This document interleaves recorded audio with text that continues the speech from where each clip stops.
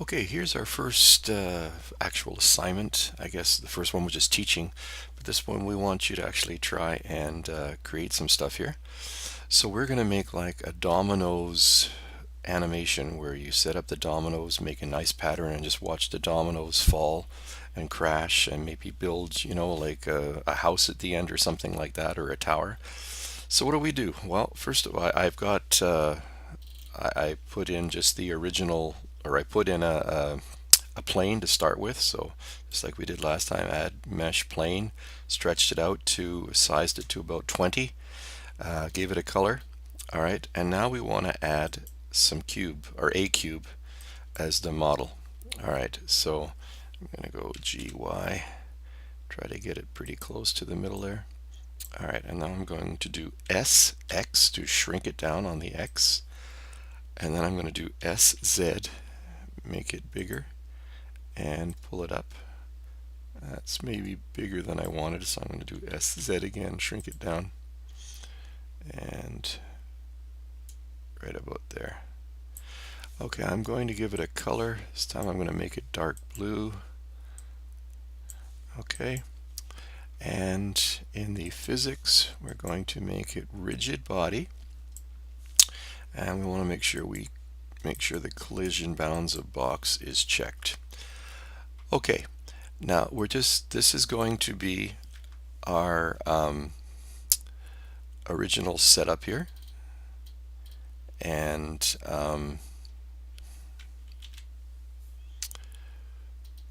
we are going to move this over here a bit. Okay, we're going to duplicate them. So they use the word duplicate rather than copy in Blender. So to duplicate, you do Shift D. So I'm going to do Shift D. I want to move it. You can see it's turned white, so I can move it now. But what we want to do is move it to the right. So I'm going to do GX and then just pull it and try to get some idea there. That is sort of the bounding box of collision. To a certain degree, you can shrink that down if you want. So if I go over here to radius, I could put 0.5 instead of 1. All right, and then I'm going to do again Shift D, GX. I'm not going to do anything fancy for the first part. Whoops. Let's do Shift D, GX. Shift D, GX.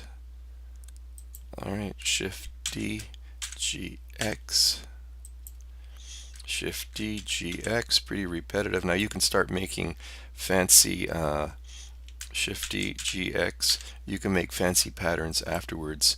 I just want to give you the basics here. So I'm going to do one more Shift D, GX. All right, now this last one, I am going to do Shift D, GZ, pull it up here. Then I'm going to do RY90. I'm going to turn it like that, and I'm going to make it a roof.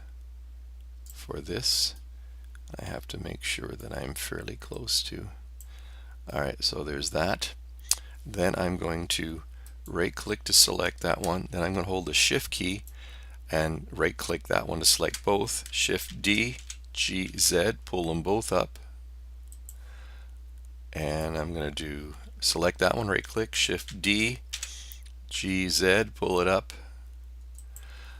Alright, now at this point I don't have anything ready. I just want to make sure that I've got them reasonably well situated so that they will stay where they're put.